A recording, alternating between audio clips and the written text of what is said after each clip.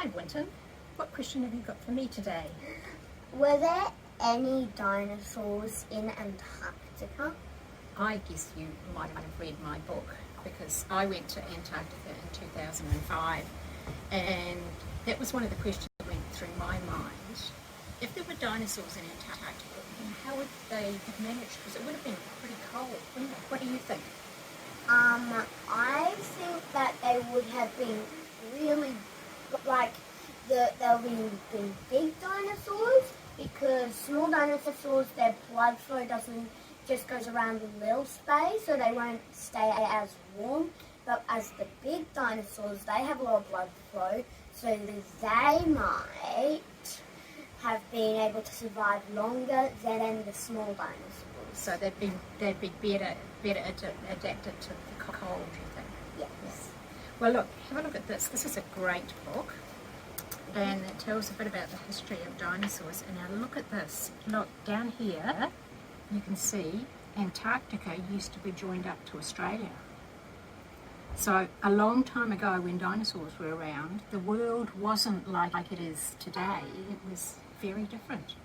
So I will go and find out some more information so we can find out what it was actually like then. Yes, Wynton, there were dinosaurs in Antarctica, but Antarctica was very different to what it is today. It had beautiful, lush green bushes and trees in Antarctica, and so it wasn't a cold, icy continent.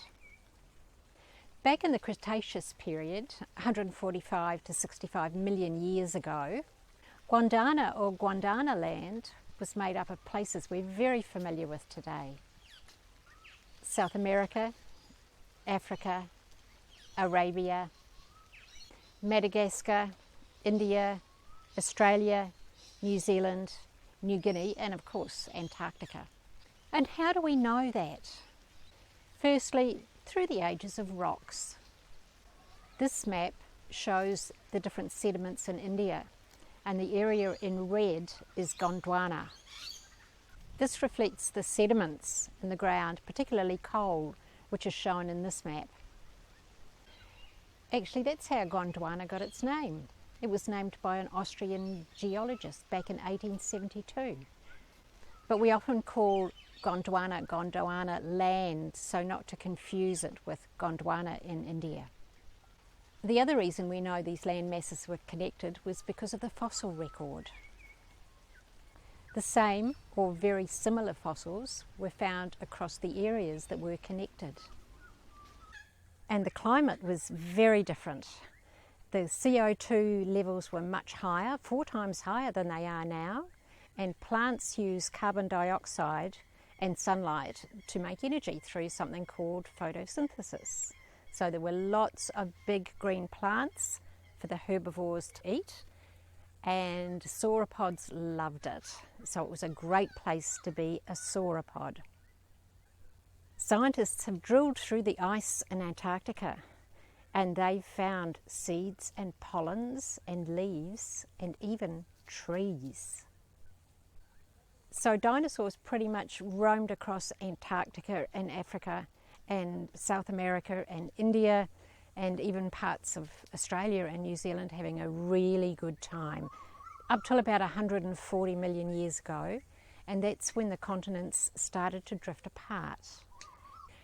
And then they were kind of stuck, and so they had to evolve on the new land masses wherever they were. What is really interesting now is scientists are discovering more dinosaur fossils in Antarctica and finding out how they evolved differently to dinosaurs in other continents.